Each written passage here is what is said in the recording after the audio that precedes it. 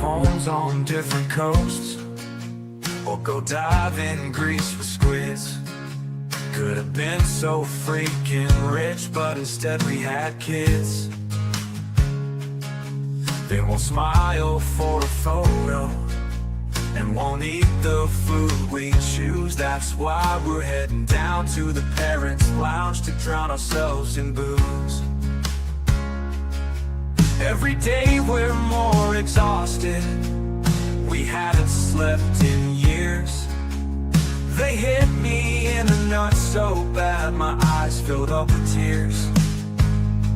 And yes, we'd like to fake our deaths and go off of the grid, but the truth is we are softies and we truly love our kids. So join us every Thursday night to laugh at all our pain.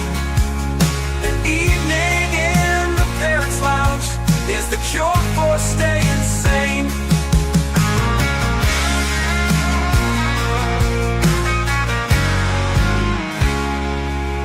We'd like to fake our deaths and go off of the grid, but the truth is we are softies and we truly love our kids. So join us every Thursday night to laugh at all our pain. An evening in the parents' lounge is the cure for staying sane.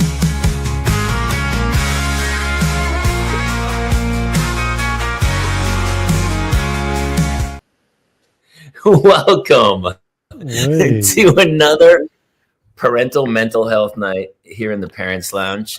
Kate Mulligan will not be here. No, she will not. We'll work on the opening titles. Jason's got to.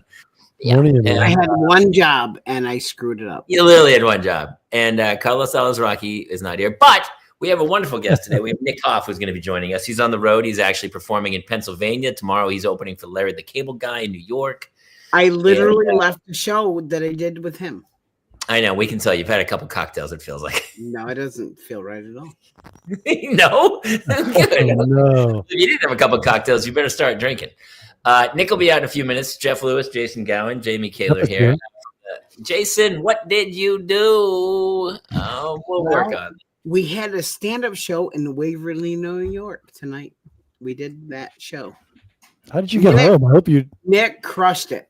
I had never seen Nick do stand-up live. Fucking crushed it. Oh, my God. Well, there's no better intro than that. Ladies and gentlemen, please welcome Nick Hoff. Could have been. There he is. Hey. Oh, hello. I'm sorry to take a listen. It's been so long since I've seen you. It has been minutes. How much did you guys drink at the show, by the way? It's irrelevant. Well, he looks like Ben Affleck. Doesn't he look like Ben Affleck right there? But like the boozed up, like used you look like fun Ben Affleck. Well, let's go have some fun. Let's have a good time. Yell at some paparazzi. Well, I'll listen. I appreciate you coming here. I know you're opening for Larry tomorrow. You're putting a couple gigs. You did Pennsylvania tonight. I laugh because you're on the road a lot, but I think it's also because you're trying to get away from your family. That's what it feels like. Am I close? Yeah, I mean, that's what it started out being. That was a fringe benefit in the beginning, and now it makes me sad. Now my kids are old enough; they're starting to be cool to hang out with, and you go, oh, I kind of don't want to leave you guys. How old are they? 11, 8, and 6. Oh, yeah. So like the older ones are starting to we went on a real roller coaster this year. Yeah. A real one, not like? just this puppy dog, this go gadget me, like a real coaster. Which just the 11-year-old? No, and the 8-year-old went. So It is fun this time. My kids are 14 and 12, and I feel like they're like little adults. Like I'm talking to them. I know. I don't know. It's just, and they have a good sense of humor. It's funny. I still Call him out. Jason, you all right over there, buddy? Somebody's calling him out on his I camera. was and he got fine fucked until up. Freddie called my camera. Look, have I had a little alcohol tonight? Yes, for sure. Oh my god! I was not able to babysit Jason while I was on stage for the hour, so who knows what he did. You To had be honest, two jobs. You know what I did. Hey, to be honest, I've seen your act. I would need a few drinks during the hour as well, man. It really helps. Come on. Come on. Well, no, only because it's such a great reminder of what it's like to be with kids. You're on the road, Jason's not. Jason, your whole act, he's thinking, I got to go home to those kids tonight, so I better have another cocktail or two. Yeah. And the cocktails he I was think I having had were 7. not small. Actually, I think it was 7. Dude, can you do a Boston accent, Nick? Let Let me hear your Goodwill Hunting. Retainer, you suspect. Yes, I don't get $80 in my pocket right now. Retainer. and we will be in contact with you forthwith. There it is. That's awesome. So how Pennsylvania's freezing cold right now and icy, I hear. We had an ice storm this morning. My kids had no school. Oh my I god! still had to go to work. My wife was less than thrilled to watch the 3. I'm dying on the inside. Jamie, That's what she needs to do. my twins are going to be 6 tomorrow. 6 years old. I know, we've talked about it. My daughter's going to be 10 in like a week and a half. That's crazy. So what are you doing? What's the big birthday for the twins tomorrow? It's number 6. We're just gonna do shots across. We're just gonna do party shots. I think that's maybe good. maybe some Chuck E. Cheese party shots. I don't know. We're kind of feeling it out. What's a party shot? I thought you were saying you were getting served them alcoholic shots. Is that a party shot? Yes, that is exactly what that is. Okay, we couldn't tell that was a serious thing. You know, hey, can I tell you something? Lately, I feel like a lot of parents. I'm honestly very happy to see you having a few cocktails, man. Nobody earned it more. I'm starting to see a lot of parents who are not drinking anymore. They're quitting drinking. It used to be kind of this code of like, right, Nick, where we go, hey, we're parents. We go to parties and have a couple drinks. And now I see a lot of people. And here's the problem is they say, you know, the next day with the kids act up. And the problem is the kids don't know what a hangover feels like. So what I'm starting to do is on weekends, I'm getting my 2 kids absolutely shit-faced. And then the next day, I just keep asking them for snacks all day and like another hour on Roblox. And then now they get it. And they sleep. You know, the trick is if you're going to drink, you got to make them drink so they sleep the way of the day too. Yeah. You need a 2-hour differential. You need a 2-hour differential. And then you go to brunch. Always with the brunch, Well, man. I can't stop. I felt bad because I did dry January, and we went to a kid's birthday party, and the dad of the kid was the only one drinking. And I felt so bad. I was like, ordinarily, I would be smashing beers at this bowling alley with you. But unfortunately, my wife's family made a pact, and here I am holding it up. And you have to be part of it. I am so against. I almost drank more in January because I'm so angered by this. It's just such a random. Let's do dry January. I don't understand it. I know when my body's ready for a dry few weeks, and I apply it then. But to sit and go, listen, I don't know how your Januaries are.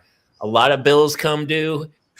I'm trying to pay off Christmas. There's a lot of stress in January.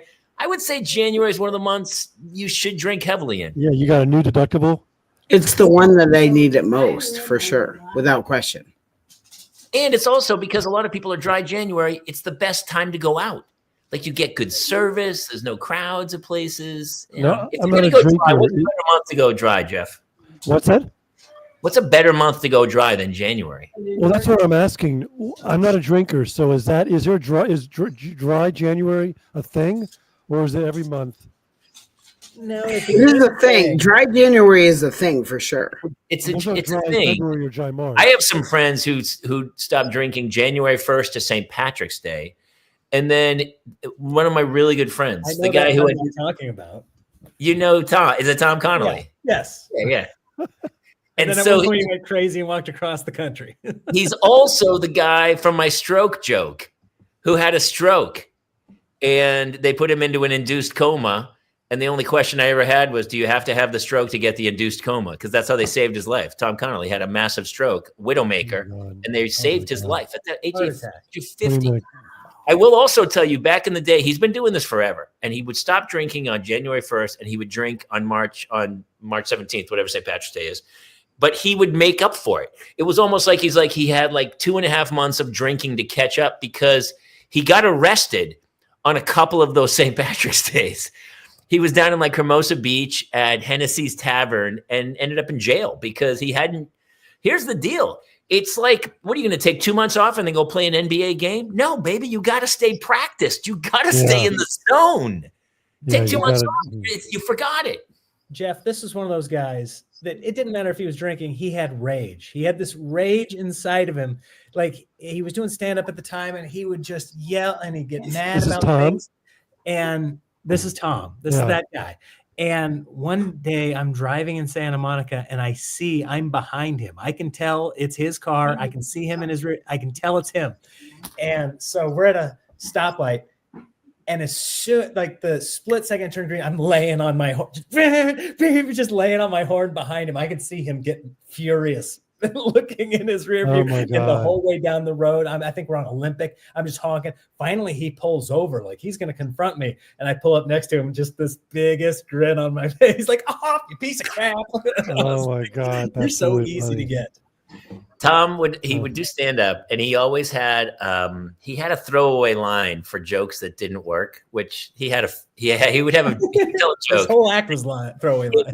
The joke did not land, and so as the set was going worse and worse, and he was bombing worse and worse, he would say things like, "Oh man, this is worse than rubbing my balls on metal shavings." Like he had these like little throwaways that. Like half the fun was watching him eat shit and then just getting so mad during the set. It was classic. You would get mad. You'd watch him just furious with no laughs. Oh man. It was like it had a Brody Stevens vibe to it where it was just like, sometimes the crowd wasn't laughing, but the comics in the back were like, this is my favorite thing I've seen in months. I can't wait. I could watch this all night long. So. Instead of positivity, it was just negativity. Yeah. Instead of yes, it was no.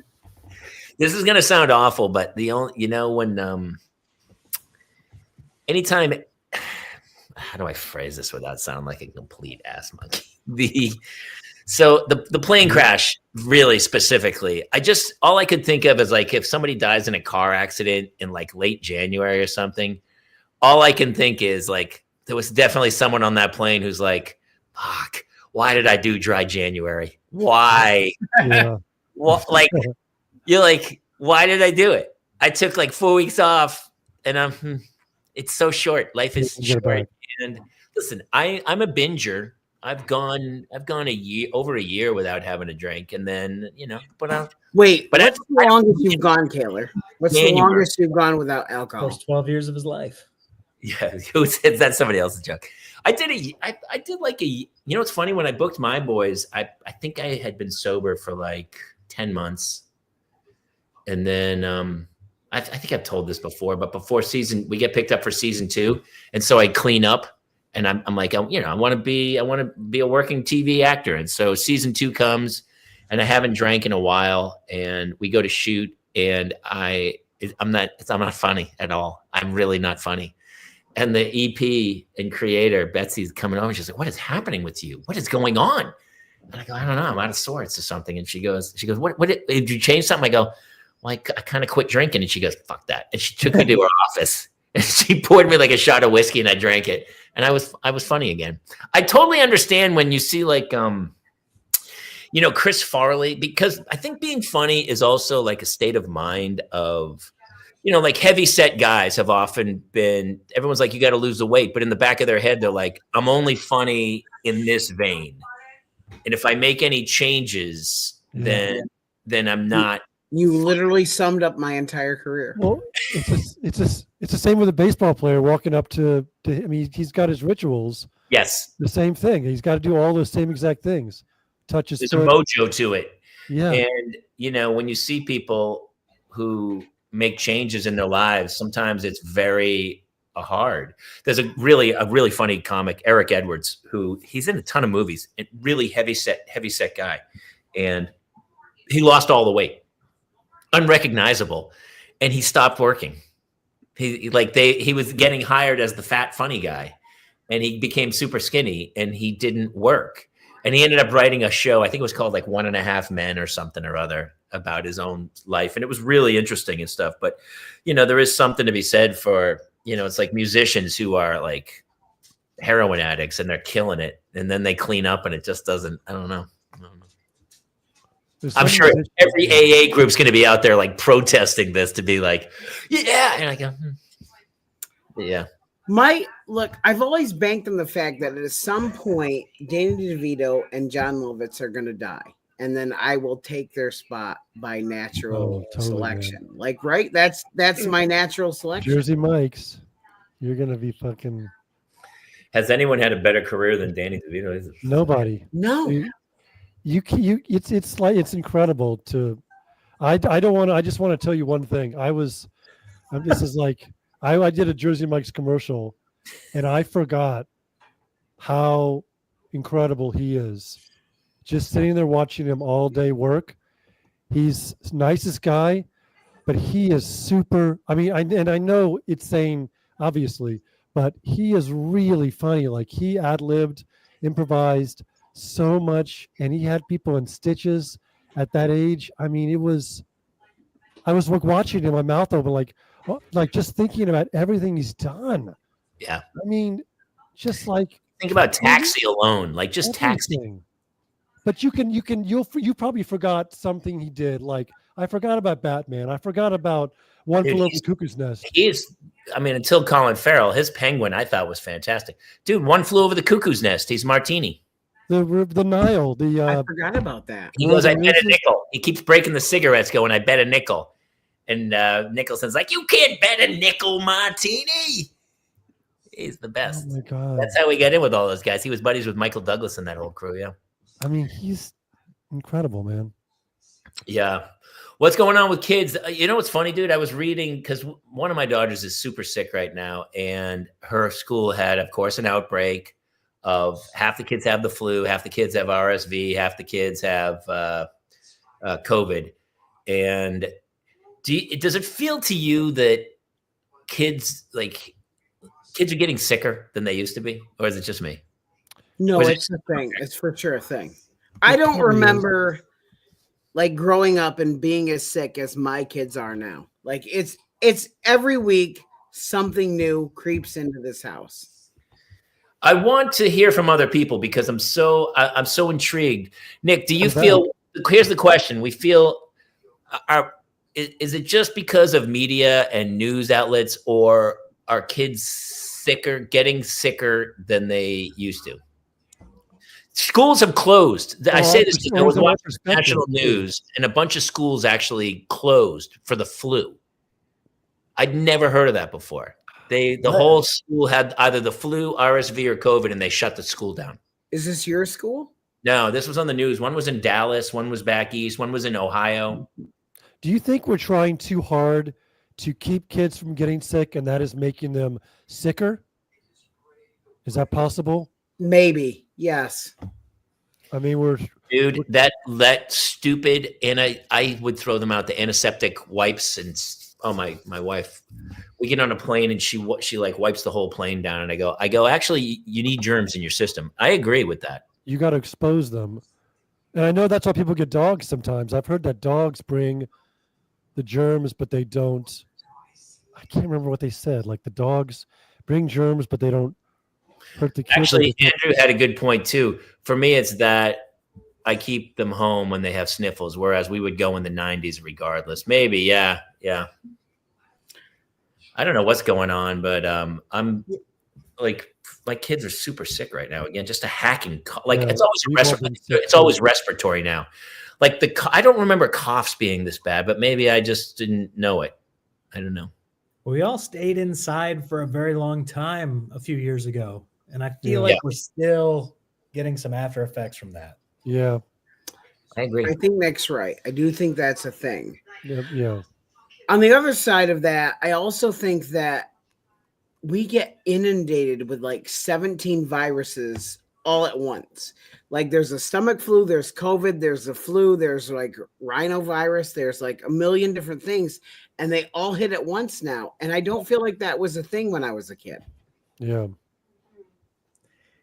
I just didn't. I also know sometimes people head for antibiotics faster than they should, probably. People take them even when they know it's not going to help. It's like it's only for viruses, right, or something. Antibiotics. I try to avoid it because my doctors always said when you start doing that, becomes harder for antibiotics when you really need them. When you need them, yeah. Yeah, but I used to get them once a year because I get bronchitis once a year. And then one year I was just like, I'm not getting the Z-Pack or whatever. I'm just going to fight this thing. It took longer. Yeah. But then ever since then, I've not had it so bad where I had to go. I'll still get it every year, but I'll get through it on my own in like a week and a half. Yeah. Because usually I'd get to 10 days. I'd be like, I got to go get something. I had this respiratory one over Christmas, and it was like a month, like a serious month of coughing where I was like, wow, this is bad. And Jeff, you're just getting over it. No, I got it. Yeah. Yeah. I'm getting over it, but it's been miserable nights. Yeah. My family had COVID last week. Yeah. He tells me this as I get there. He's like, hey, good to see you. We just had COVID. My whole family. Very they had it like 10 days ago. I know. Yeah, it was like 10 days ago. You were safe, Nick. I wouldn't have done that. I wouldn't have done you dirty, Nick. Now, wait, Jason, this is your first. How many times have you had COVID? That's my fourth. Wow. Oh, I've had it. Yeah, sure.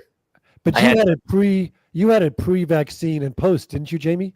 I had it when nobody knew what it was. Yeah, you had it bad. I was like a case in LA where I was super sick, and then I got it at the end of the pandemic, and then I got it. Yeah, I got it. You know what's funny? I went to the store today, and it's happened a couple times lately, and I'd never seen it in my life. They were out of eggs. There's no eggs. Yeah. It's bad, man. You got to go to Costco. Is there an LA egg shortage completely? Oh, So I finally had to go to Trader Joe's, had them, but Sprouts was out.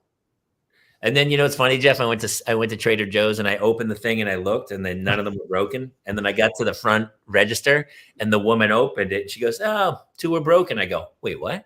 And I couldn't see up at the sides. 2 of them were broken, and she had to send it back and get me another dozen. Oh boy! Jeff has this thing where he's convinced that someone's breaking 1 egg of his dozen every time he buys eggs. Every time, man. Here's my question with this, okay? Because this is because of the bird flu. That's why there's an egg shortage. They've killed chickens. How are the multiple? I see if it gets in one farm and that farm goes out of commission, but how? Are they giving the birds visitation? How are they infecting other farms? Like, why? It should just be isolated. This farm's out of commission. They got bird flu. But the rest of them shouldn't get, like, it shouldn't be it. They're not traveling. These guys don't have visas. Yeah, maybe it's maybe there's less farms with more chickens. I don't know. They're bagocking into the wind and it's carrying it from bird farm to bird farm? You stumped me now. I'm wondering, maybe I don't know. Does anybody know? It's a really. Do they trade chickens sometimes? Do they for laying eggs or something? Do they loan each other chickens? Maybe there's one dude who's like a hobo who's just traveling the country boning chickens and just going from cloaca to cloaca. Who was the maybe he's patient zero and he's banging chickens left and right and he's working his way across the country. I don't know. Wild birds are the spreader. Actually, birds are going. It does make sense that, there's even though it's a chicken farm, I would imagine pigeons or robins or other birds. Yeah, why wouldn't we thought of that? What do we think that chickens? I don't like that the commenters can prove us wrong. I want to be in our own little circle here of stupid morons. I like your visitation one better. Yes. You know and the guy who's banging the chickens, you know, he's not having a dry January. That dude he's saucy. He's getting to the bottom of that wild turkey. Oh my God. Good night. I'm out. Ladies and gentlemen, Nick Hoff, thank you for coming. That's so funny, dude. Yeah, I don't know what the deal is. And also, it's just, I mean, when I stop watching the news, I just feel way better about life. Like, I mean, the fear mongering is, even I know it's happening to me, and I'm still like, really? Wait, what's happening? Like, so I do an abridged news that I only get through Jamie. So I only get news through Jamie Kaler's eyes. So if it's not important to Jamie Kaler, I don't know about it. That would be really funny to just do my news. Just gets diluted. It goes to Jeff, and then it comes to me. And by the time it gets to me, I'm just like, bird flu. That's all I know. Burn that chicken. Burn that chicken. What about the plane crash? I don't know anything about plane crash. Bird flu. I know nothing about chicken. Yeah. It is crazy times though. I was supposed to have a soccer tournament this weekend, and it's pouring rain here, and so they canceled it. And I told Claire it's canceled, and she's like, okay. And I was like, it's nothing better than when your kid's tournament's canceled for the weekend, by the way. All of a sudden, look at Freddie B with the conchicle visits. You know, he pondered that. That took some work. That took some work. Spellcheck changed it on him 7 times. He had to know, no, I mean it. I mean conchicle. Isn't that crazy? Like sometimes by the 3rd time you want to yell. I'm yelling at the phone going, I know what I'm typing. Obviously, if you see the same word 3 times, I meant to do it, dipshit. Mm-hmm. Yeah. My wife, so like she updated her phone, and I don't know if you've done the new update on Apple phones, but it's changed a lot. Like the way pictures are stored, and then everything's off, and she like all day I just hear my wife going, an iPhone. Why I don't want this update? And she can't get out of it. And it's like she can't track pictures. She's like her email's different. It's just a mess. Yeah. This is your Same daughter? with the new phone. Wait, I feel like narcolepsy is being very sarcastic. And if only there was a button disable. I believe there is a button to disable autocorrect, right? There is a button. Yeah. Oh, I see. He's being sarcastic. I get you. I think that's the international sign for either sarcasm or. He means the opposite of what he's saying. Yes, that's what it feels. Yeah. Yeah, autocorrect is bugging me. So it's the same with new phones too. He's on the road. You're with Larry tomorrow. Where are you guys? Niagara Falls. Niagara Falls. But you think it would be fun. The show will be fun, but that will be all there is. I hear of these places. We did a show at SeaWorld. I thought, they're going to give us a backstage. Like I'm going to harpoon an endangered species. There's going to be something great here. But he's been there 17 times. He doesn't care. He just shows up, hangs out in the green room, does the show. I'm like, let's go look at things. This is cool. Like, I want to go see the falls. He's like, I've seen the falls. I had sex with the falls. Everything's fine. Last time I did Sayer, we went to Niagara Falls. It's one of my favorite Jamie Kaler stories of all time. You went on a boat? No. He assaulted a man in a pink poncho. I do remember that. That sounds familiar. Upon first glance, we thought that he was screaming at a small child because perspective made it seem like Jamie was yelling at a little girl. When we got there, that was not what was happening. Jamie, do you want to take it from here? Yeah, I'm sitting there looking at arguably one of the most beautiful places on earth, Niagara Falls. It's like one of the glorious things. Everyone's just sitting, basking in the glow of this beauty of earth, to be like, oh my God, what a beautiful moment in time. We're all looking at this thing. And I look over and this guy takes his last puff of his cigarette and then flicks it on the ground. And I melted. I melt down. I lost my shit. I was like, I go, hey man, pick that up. You're better than that. From down the hill, that's all I heard. You're better than that? I said you're better than that. And he was so taken aback that he first went to pick it up. He picked it up. And then I think it started to dawn on him. Like, I think he thought I was somebody, I had an authoritative tone. But I was just a comic standing 15 feet away from him, and I got super. I think that's one of my biggest pet peeves. I see people do it on golf courses all the time. They just take their cigarette and throw it on the ground. Don't even stamp it out. Nothing. My father chain smoked, and his whole life, like he would put it out and then put the butt back in the thing, and everything was thrown away properly. But I don't know. I'm a huge. I can't stand people littering. That's a Listen. Yeah. I know that the smoking community cares a lot about the optics and everything, but I feel like we should make cigarettes that are biodegradable. Can we not make a or a fertilizer? Well, they're also a plant. What is not biodegradable? Maybe the filter? No, I think the tobacco would be compostable, right? Or compostable. Right. See, Yes, not so much. I mean, it's a plant. In theory, it should be. That's what my dad used to do. He Is it shook out the paper cherry. wrapping? Wait, somebody. Let's. Who was the guy that told us about the chicken thing? Yeah, Maybe get they the have more- chicken guy back up here. Guy Tell us about this. Tell us about cigarettes. The bird guy. Oh man. I don't even smoke, but I throw cigarettes on the Sometimes I just get a pack. But so those guys were watching and they thought I was yelling at a girl, but I was really, I even said something like, hey man, well, like this is the most beautiful place on earth and you're throwing cigarettes on the trash? And there's a trash can like 10 feet behind you. Like, it's not like there's no trash cans anywhere. It's like, take 2 seconds, fucking stub it out and go throw it in a trash can. Don't be an asswipe. And then what did he say? What was his response? He was shocked. And then I think he ignored me after that. And also my adrenaline was surging. So I was like, wait a minute. You know, when you speak and then you're like, oh shit, am I going to get into a fight? I don't want to get into a fight. Oh man. Once I realized Jamie wasn't screaming at a child, Thank you, Cole. I did feel better about the entire situation. Like, morally, Kaler had the high road for sure, without question. Well, I mean, it's the same when I see, like, I don't know about you guys. No one can stay in their lane anymore. And of course, you see them weaving over and like almost hitting your car. And then you're like, well, obviously, I'm going to pull up and I'm going to see them on their phone.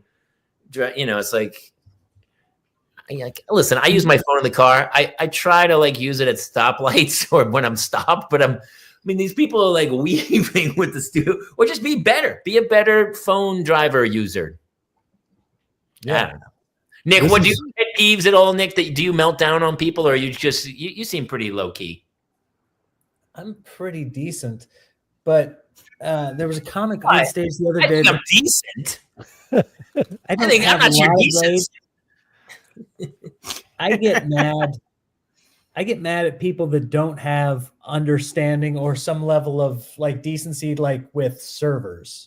Or like, you know, like a waiter. Like if I hear somebody and they're just kind of like demanding, I'm just like, ugh, that bums me out. And to the point where I'm this close to doing the "you're better than that," you know, version. Although with me, it's murder. Oh, I light people up for that too. I go, who do you don't talk like? But I also, if kids don't say please and thank you at stores, I lose my mind on them. But I also, no matter how bad the surface is for me, I'll always tip. Like that's the opposite side. It's like I'm just terrible. Like I should. Why this person was the worst waiter I've ever had, and I guess I still gotta give. Wait, what do you? When you I'm get somebody sending a like message. that, Jeff, what do you tip? Like, what's your percentage when I do between 20 and 25. Yeah, but I will tell you if the service is terrible, I'll go to 15. I'll go to 15 if the service is absolutely terrible. Yes. And I've also reminded, I've spoken to people and I'm like, hey man, I used to wait tables. You'll make a lot more money if you don't act like a total douche, just so we're on the same page. Yeah. You've said that to people. Oh, I've said that. And I've talked to managers before and been like, hey man, you know, we came in here, we spent hard earned money, a lot of money. And the service was brutal. Service is absolutely brutal. Yeah. And I'm so sorry that's that way. I don't, you know, some people shouldn't be doing it, I guess. I don't know what to say. It's like the person that never comes back to your table after your food served. Like they never come back ever. We never see the waiter again. That's Dude, I was at an airport. God, it might have been JFK, and I was in a Jamba Juice, and I go in, and the girl's on the phone, just standing there. Some girl working Jamba Juice, doesn't even look up. And so I don't say anything. I literally stand. I'm like 2 feet away from her. She's behind the register, and I just stood there for a while, probably 20 to 30 seconds easily. And finally, she looks up and she goes, "Yeah," and I go, "That's not how this works." Just so we're clear, that's not how this interaction's supposed to go. However you want to play, I don't care. It's your world. And I ordered my Jamba Juice, and she was like, it was like I was the worst person who'd ever lived. And I wasn't like, I didn't yell. I wasn't mean. I was like, I think I might have said, why don't you have some pride in your job? I think I might have said something along those lines of like, you should have just left when she goes, yeah, you should have been nothing. I've done that before. I've got up. I've sat at a table in a restaurant and just gone. They came over. The interaction immediately was off, and I go. I think when I was younger, and I think a lot of people wouldn't leave. They would be like pot committed and they can't go. But I was like, life's too short. Get the fuck up and walk away. Yep. I don't often interact with these people in a way that corrects their behavior, but I try and do the opposite. When I get somebody that's fantastic, I do try to like do anything I can for them. I will say, you were great. If I can find the manager, I'll be like, that person killed it. They were wonderful. I'll fill out a survey just to give somebody kudos. I'll call a 1-800 number, say this person is next in line to be the manager because they are great. I couldn't agree more. I absolutely do the same thing. Yeah. I do that after customer service calls too. Like if you can stay and do the survey, and because some people are amazing with customer service. I want to hear, Andrew, if you can write part of your actual curse, I'll say it out for you, and we can do. He does an actual curse. Listen, everyone should, like military service in other countries. People should have to do 2 years of service somewhere in a restaurant to see what it's like to be a human, right? And to know what it's like to wait on people. Yeah. I mean, I remember I waited on tables a long time, and then I bartended forever. And it was shocking sometimes people's behavior. We were like, wow, dude, you're really not. If you're ever shitty, you go back. The 2 years resets. Sorry, you failed the course. Go back in. You're back at Denny's. All right. Yeah. Get on the apron. Oh my God. I also do think, though, I think the customer is worse than they've ever been. Like it's like, I mean, I know I'm old, but when I first started going to Vegas, like, God, it must have been the 80s. I was in the Navy and we were in San Diego and we go to Vegas. People would go to casinos and wear like a sport coat. You know, people dressed up. People dressed up for church. Yeah. I mean, people, you know, you can see the slow demise because in the 1930s at baseball games, everybody's in a suit and a fedora, right? In like the 1930s. And then it hits the 60s. People are still, and now it's like, people just wear. I mean, do you see Kanye West's wife / girlfriend just nude? She was naked. She's a on the you should look it up. There's nothing to the what is the word? She's naked. Yeah. Yeah.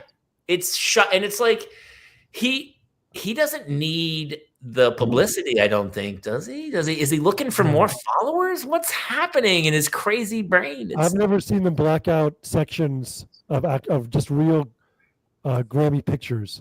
Like those are pictures from the Grammys, but they had little squares over her breasts. Like that's how bad it was. It was crazy. All right, Andrew, here's your curse. I curse you. My wish and belief for you this evening is that you will never have a solid night's sleep until you realize how evil your employer is, and until you take a stand against this evil capitalist empire. Something like that. I like that. Pretty tasty. I like it. Yeah. It'd be funny if you just pulled out like a chicken foot and we're like, ah, la, la, mana, and you just put a curse on something. I curse you. We were telling our kids about rabbit's feet. Like that was a thing at one point. They never heard of it. I do feel like chicken's feet are more effective. I do think you get more of the curse if you use the chicken's feet. Jeff, so your kids, I guess kids wouldn't know like a rabbit's foot is good luck, right? They did not know. They thought that was the craziest thing. A rabbit's foot? Like you have to write a bit too. That you have to put that in your act.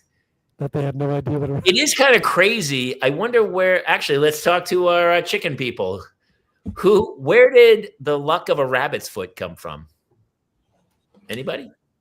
Nick? somebody had sex with Let's a take a rabbit, guess. too. Nick, what's your guess? Why are rabbits' feet lucky? All right. Here's if I had to guess, I would guess that this comes from the frontier days when they would have to hunt game for food, and oftentimes that they wouldn't often get big game like a deer or something. They'd have to go for squirrel and rabbit. And one day they were extremely hungry. He went out, he shot a rabbit. It was snowing. It was just terrible conditions. Shot it, knew he hit it.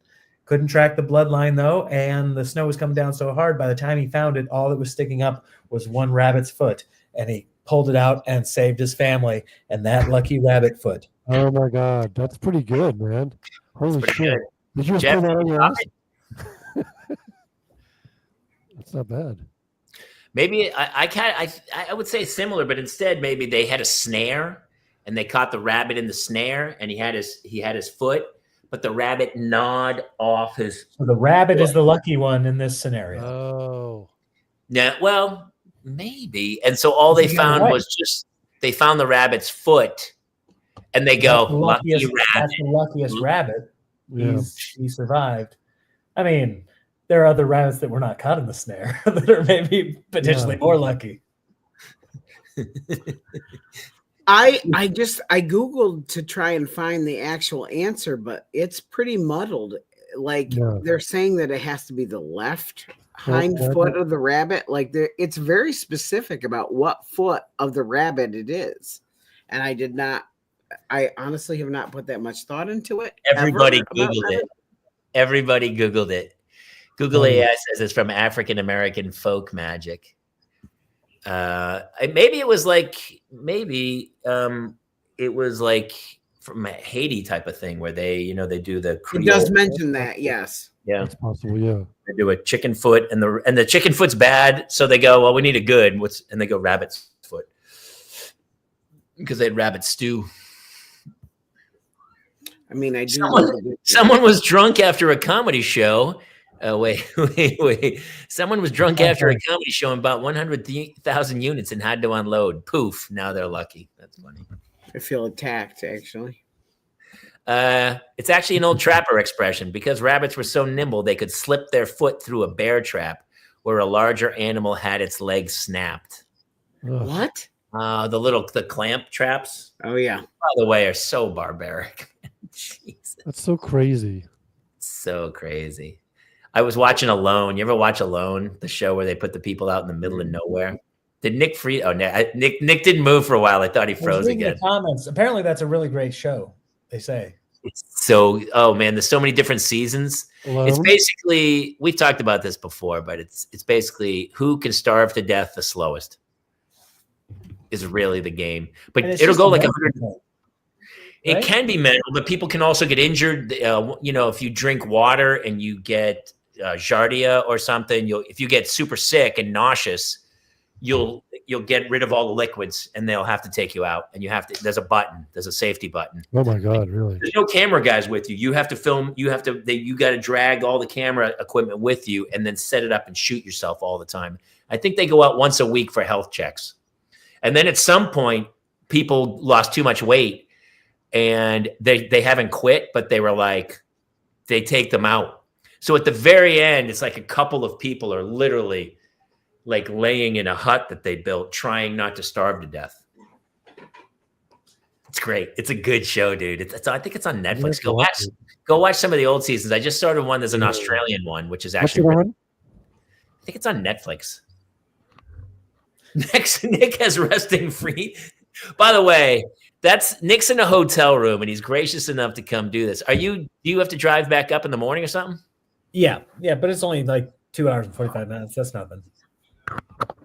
That's such a comic line. It's just 2 hours and 45 minutes. Yeah, my frame of reference is altered greatly. Like in where I grew up in high school, if somebody said, "Hey, let's go to Grand Island," which is 25 minutes away, we'd been like, "You out of your mind? It's 25 minutes away. Everything we need is 6 minutes." Now 2 hours, nothing. get in the car, go. Oh, man. Go in the That's funny. comedy When I store. grew up in New Hampshire, we were 1 hour, 60 minutes out of Boston, and my father was always like, it was almost like, it's Jamie, it's impossible. We couldn't, even if we wanted to. There's no way. There's no way we could traverse that distance. I honestly, when I was a kid, I just thought, I guess maybe one day I'll move there, but there's no way we could go to Boston. We never went to a Red Sox game. We You never were it was an hour away. 1 hour away. Yeah, 1 hour away. When you actually realized like the distance was not terrible, like what was that like for you? I started going to concerts at the Boston Garden. I went and got hammered and saw Lois and Cult with Foghat and the Pat Travers Band. It was crazy. And then I went to school in Boston, so I ended up living. And it was funny because then when I lived in school in Boston, my parents would be like, "You should come home for the weekend or something." And I'd be like, Impossible. "It's an hour. It's literally impossible. There's no chance I could get home."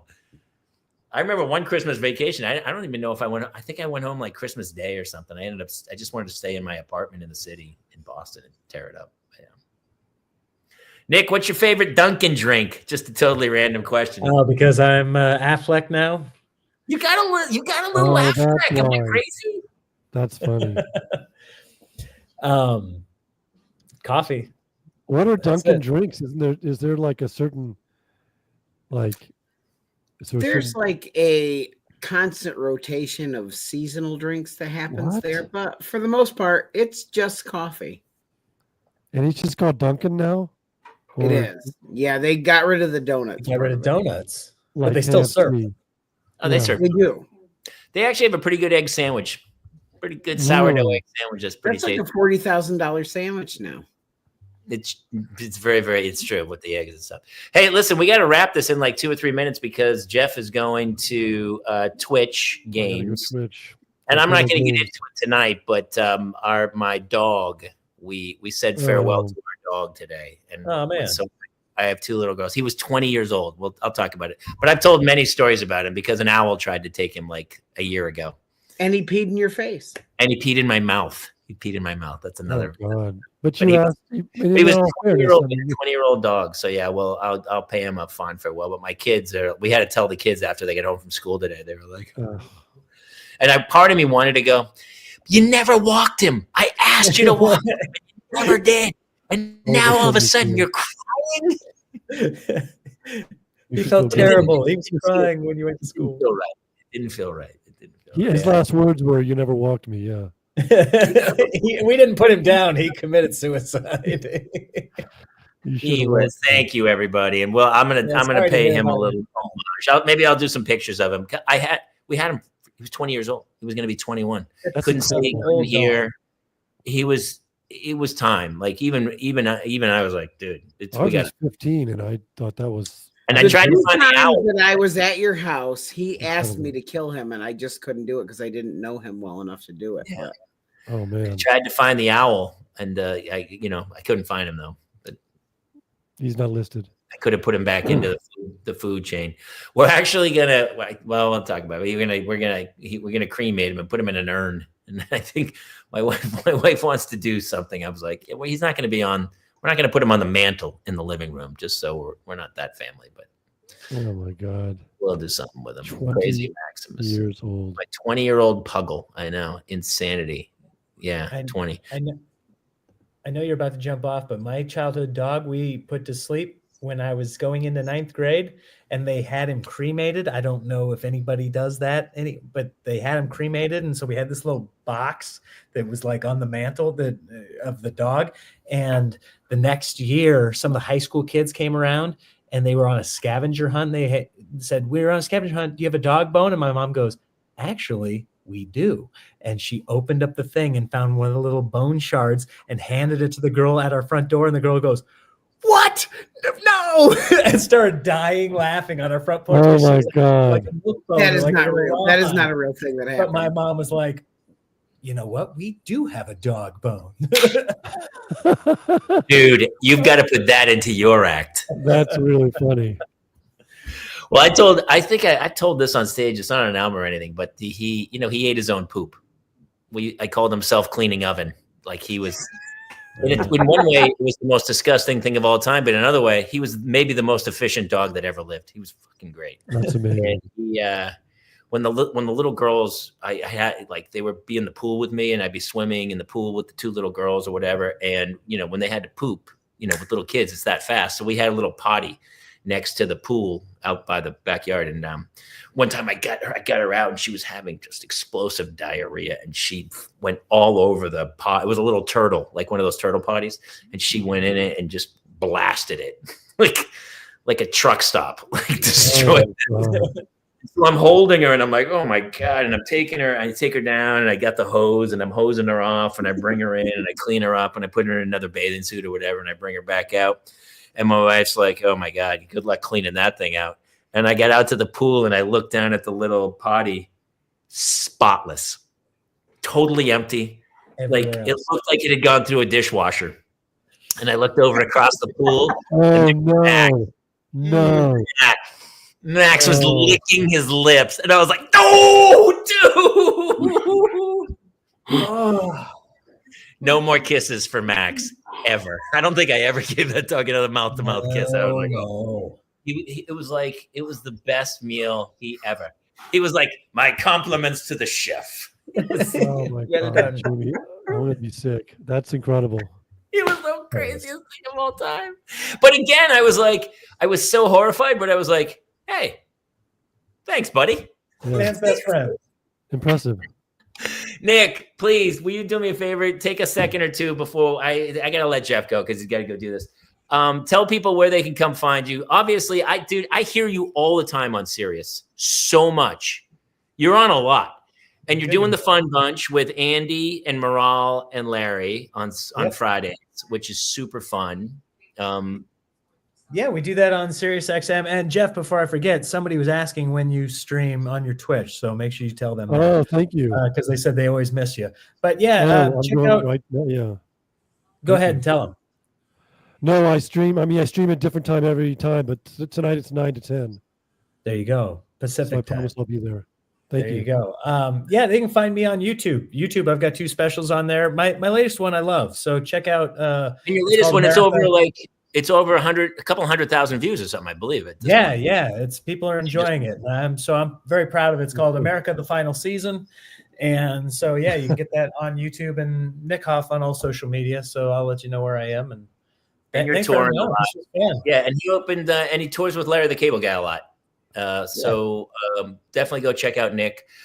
Jason, Jeffy Lou will be on Twitch in about 2 seconds, and I will be. Jamie, who is our guest next week? Our guest next week is Rod Stewart. Charles Greaves. I'll post some stuff. He's an awesome cat, and he has a parenting podcast that I just went and did and told some crazy stories. And he's going to come do it with us next week. And I will connect. I'll connect everybody and give him a shout out. Fantastic comic around town here, and good guy. Yeah, it'll be super fun. Yeah. All right, listen, for the Parents Lounge, thank you guys so much. Stick around to watch Jeff. Nick, we're going golfing when you get back into town. Jason, I'll hit you tomorrow. And love you guys. Thanks so much. Have a great night, everybody. Thanks, fellas. Have a good one.